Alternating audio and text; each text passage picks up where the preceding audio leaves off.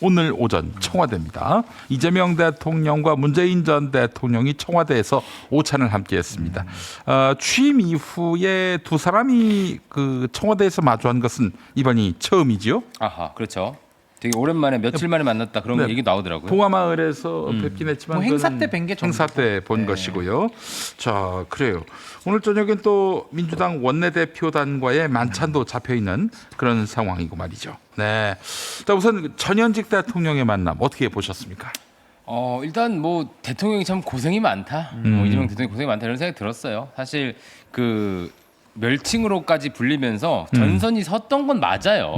대통령 입장에서 저 친문 세력이나 혹은 김어준 씨를 대표로 대표되는 그리고 뭐 유시민 작가까지 나와서 좀 기분 나쁘게 했죠. 네. 그러나 어떤 대통령은 또 어떤 역할입니까? 이렇게 또 끌어안고 네. 그리고 또 하나는 사실 문재인 대통령을 포함해서 친문 쪽에서 조금 숙이고 들어온 면도 있습니다. 아, 그렇지. 그걸 인정할 거 인정해야 맞아요. 돼요. 예. 왜냐하면 제가 이제 문재인 대통령 그 행정관 출신으로서 좀 말씀드리 그렇긴 하지만 예. 어쨌든 역학 구도 안에서 친문 쪽에서 좀 우리가 이제 같이 가자. 좀 숙이고 들어온 건 맞습니다. 그 저기 대표적인 친문 정치인들이 유시민 디스하고 정청래도 디스하고 이게 바로 그 굉장히 큰 시그널이에요. 그렇죠. 네. 그렇게 지금 역학 구도가 바뀌었으니 거기에 또 맞게 뭐 이재명 대통령이 그렇다고 막 찍어 누르고 이러지 않고 어서 오세요 한 거죠. 네. 그래서 대통령이 품 넓게 받은 걸로 저는 이해합니다.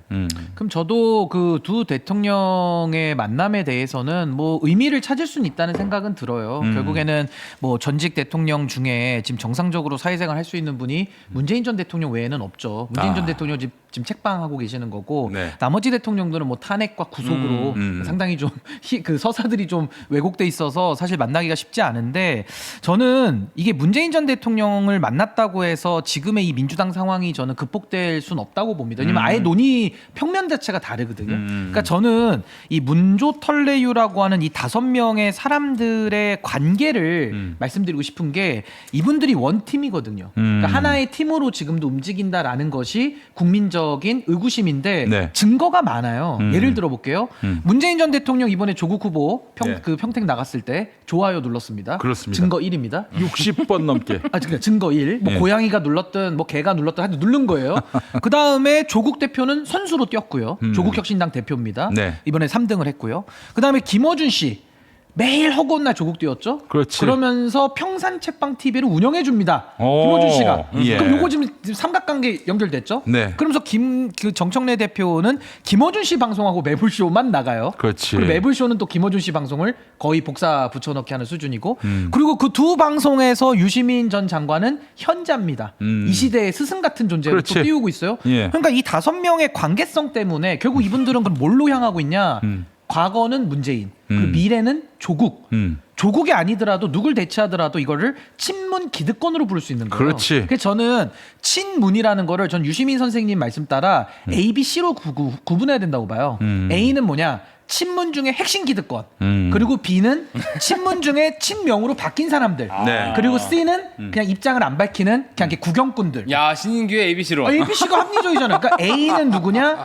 문재인 기득권을 지금까지 유지 강화하는 요 5인방. 요게 이제 A고 나머지 문재인 정권 때의 역사성에 따라서 이재명 정부가 열렸으니까 문명으로 또 이렇게 옮겨온 분들이 있어요. 그렇지. 그분들이 네. B. 네. 네, 그리고 이제 C는 가만히 있는 사람들. 그래서 저도 이렇게 ABC로 나누면 분류가 쉽지 않습니까? 지금 우리가 문제 삼는 건 뭐냐? 요 A라는 사람들이 왜 반성도 없고 성찰도 없고 문재인 정부를 성역화해서 본인들의 기득권을 유지하기 위해서 증축을 노래 부르고 다닌단 말입니다. 네. 그래서 저는 이런 기득권적 행태에 대해서는 이제는 뿌리가 뽑혀야 이 문제가 좀 종결이 된다. 그래서 저 그렇게 신규 봅니다. 변호사님이 뭐 이 방송 저 방송 나가서 하는 얘기가 뭐 지금 당이 뭐 권력 투쟁으로 갈기갈기 찢겨졌다, 통합돼야 한다 이런 기조에 하나만한 평론을 하는 사람들에게 바로 일침을 놓습니다. 아하. 지금은 이건 창조적 분화다. 뭐 이런 표현을 쓰시진 않았지만은 진화죠, 진화. 진화. 예, 예. 당이 그 바뀌는 얘기를 거죠. 제가 약간 해드리고 싶은 게 이재명 대통령하고 문재인 전 대통령이 오늘 만나셨잖아요. 네. 저는 이 자체를 중간적 의미로, 그러니까 과도기적 의미로 봐야 한다고 생각하는 게 이렇게 했다고 모든 게 풀리는 게 아니에요. 그럼 그리고 당연하죠. 제가 늘 말씀드렸다시피 이 정치를 무슨 삼국지 게임처럼 정치인들 간의 친분으로 뭐 좋아지고 나빠지고 저는 여기에 정말 반대합니다. 거기에 국민이 빠져 있는 거거든요. 결국 노선적 차이를 극복할 수 있냐의 문제예요. 이재명 대통령이 앞으로 중도 실용, 중도 보수 행보를 할 때 이분들 태클 안 걸어야 돼요. 근데 과연 앞으로 안 걸 수 있을까? 정말 입국 탓하고 참아줘야 되거든요. 만약 그렇게 됐을 때는 이 만남이 아무 의미가 없어진다. 태클 또 살짝만 걸면 그건 끝나는 거예요. 아니 그리고 자꾸 유시민 씨가 노무현 전 대통령과 문재인 전 대통령은 친구 사이니까 하나로 묶어야 된다. 최초로 이거 이제 친구 합산제를 말하고 있어요. 아니 부부도 별산인데 이제 분위기가 이제 친구 합산제로 가요. 근데 냉정하게 말해야 될 건 사실은 노선으로만 놓고 보면 DJ 대통령 중도 개혁 실용 노선입니다. 통합주의자죠. 김민석 총리가 그때 정치를 처음 시작했고요. 노무현 대통령도 이념주의적 색채도 있기는 했으나 이분은 지지자들과 싸우면서라도 국익을 위한 결단을 했습니다. 네. 그게 뭐냐? FTA, 이라크 파병, 그리고 대연정 제의 그렇지. 등등등의 한국 사회를 진일보시키기 위한 대통령으로서의 역할을 하신 분이에요. 그 이재명 대통령 지금 실용과 포용과 효용의 정치로 나아가고 있지 않습니까? 유독 문재인 전 대통령만 유독 스페셜하게 네. 이분만 진영 논리와 이념 정치를 통해 가지고 5년 내내 검찰 개혁도 실패하고 부동산 가격도 이념으로 해서 실패하고 뭐 성공한 게 없어요. 그러면서 결국에는 윤석열이라는 검찰총장 만들어서 정권을 내주는 데까지 이르렀거든요. 저는 그래서 아주 독보적인 분이에요, 이분이. 문재인 대통령이 문재인 대통령 정부를 개스간 정부가 윤석열 정부라고 좀 봅니다. 아니 그러니까 오히려 유사성은 네. 둘이 서 있는 지점만 다르지 예. 행태는 되게 유사한 게 문재인과 윤석열 정권 그 8년의 암흑기고 나머지 DJ, 노무현, 지금의 이재명 정부는 공통점이 많습니다. 네. 그러니까 지금 이야기하는 부분은 노무현과 문재인이 친구니까 지지율이 5 더하기 40이 45다 이런 식의 궤변을 할 게 아니라 문재인 정부가 뭘 잘못했기 때문에 국민들에게 버림당했나 지금도 왜 사람들이 문재인 정부의 미임자만 들어도 왜 지금 소스라치게 경기하고 불안해하는가 이걸 좀 반성을 해야 되는데 여전히 본인들을 성역화해서 이런 식으로 나가는 게 저는 매우 부적절하다. 그러니까 그 말씀 드리는 오늘 겁니다. 문 대통령과의 만남은 한마디로 얘기해서 정청래가 이제 만들려고 하는 친명 대 친문의 대결 구도 이거를 프레임을 깨는 거죠. 평행화하는 네. 정도의 의미가 있지. 힘이 팍 빠져. 뭐 위아더 월드 이 차원은 아니라고 아닙니다. 봅니다. 그러니까 예. 이 문재인 대통령에 대해서 전 대통령에 대해서 너무 까지 마라 막 이런 얘기들 하시잖아요. 네. 근데 아니 어제 내가 이동영한테도 그 얘기를 듣고 왔어. 아 진짜? 네. 아 답답하셨나 봐. 근데 어떤 정부, 어떤 대통령도 비판의 대상이 돼야죠. 성형이 그럼. 어디 성형은 정치권에. 없습니다. 그리고 저는 이런 얘기가 지금 나오는 이유가 뭐냐면 문재인 정부에 대해서 그 회고적 평가가 그동안 잘 안 이루어졌기 때문에 이런 거예요. 근데 이제 정권 교체를 당하고 그냥 바로 없어진 그 논의 자체가 없어요. 그렇죠. 이를테면 선거를 한번 치러도 백서를 쓰고 선거 평가를 해야 돼요. 근데 그 정부에 대한 평가를 문재인 정부에 대한 평가를 못했던 이유는 그동안 김어준 씨 세상이 다수였기 때문이에요. 거기에 대해 함부로 그 회고적 평가를 못한 거야.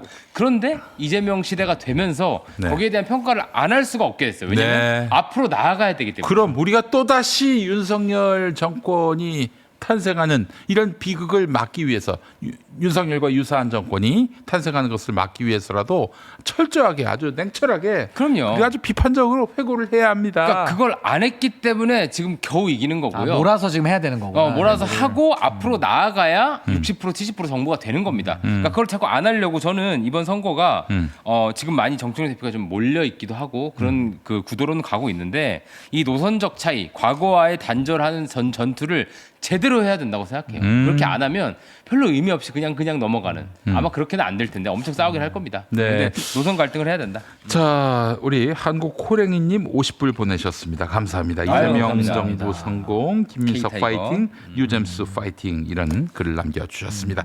감사합니다. 자, 그 어떤 대화를 나눴는지 관련한 보도가 나왔어요. 이재명 대통령이 모두를 위한 정치, 속이 단단해야 한다 이렇게 말을 했고 문재인 전 대통령은 당내 단합 이것은 국민 통합의 출발점이다 이렇게 이야기를 했습니다. 가지고. 그러니까 당내 단합을 하려면 기준이 3개, 4개인데 단합이 될 수가 없어요. 아. 기준이 하나로 뭉쳐져야 되는데 그 그렇죠. 기준이 누굽니까?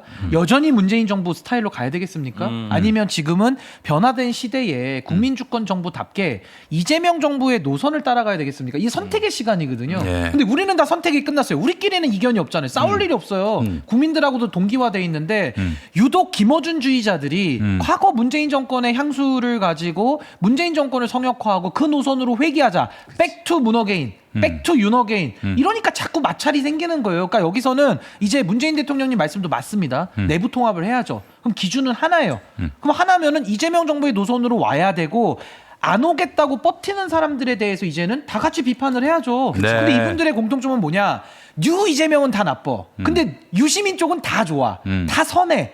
이거는 윤건영 의원도 라디오 나와서도 똑같은 그러더라. 이건 양비론도 아니에요. 그냥 본인이 생각하는 유시민은 여전히 옳다라는 인식이 전제돼 있어요. 선인이야. 그러니까 그거를 못 벗어나더라고 이분들이. 그러면은 당내 하나 돼야 된다? 하나가 못 되죠. 기준이 또 여러 개고 각자 기준을 쓰면서 우리 사사기에 나오듯이 내 소견에 옳은 대로 다 산 거 아닙니까? 각자가. 그거 어떻게 하나가 되겠어요? 네. 통일이 돼야죠.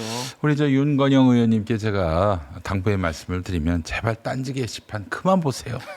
그만 보면은 사람이 똑똑해집니다. 기본적으로 거기에 함몰된 사람들이 좀 맛이 가고 있는 거예요. 그러니까 그 은건희 의원님이 또 유시민 작가가 총리 제안도 거절한 사람인데 뭐 이런 전제를 막 까시더라고요. 띄우더라고 자꾸. 그러니까 그것도 사실 확인되지 않은 얘기고요. 후보군에 들어가기 위해 여쭤본 걸 수도 있고. 근데 어느 정부에서 그랬다는 겁니까? 이번에 이재명 정부 초기에 뭐 그런 식으로 유시민 작가 그냥 얘기를 하마평을 했어요. 썼던 거겠죠, 뭐. 처음 듣는 얘기인데. 그러니까요. 그러니까 그때도 아마 이제 후보군에 넣을 수도 있고, 혹은 이제 예의 차원에서 고맙다. 그동안 선거운동 열심히 도와줘서 고맙다는 차원에서 한 얘기일 수 있는데, 그거를 막 이재명 정부 이미 총리가 됐어.